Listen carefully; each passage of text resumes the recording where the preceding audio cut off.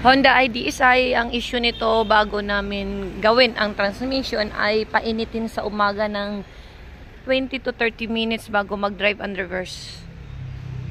Tingnan natin kung magre-response na ba agad.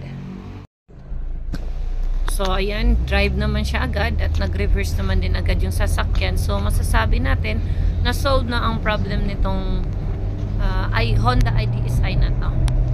Wala rin siyang garalgal, wala rin siyang delay sa shifting pattern niya. So, hindi na natin kailangan ng mahabang road test. Kasi sa umaga naman ang problema nito.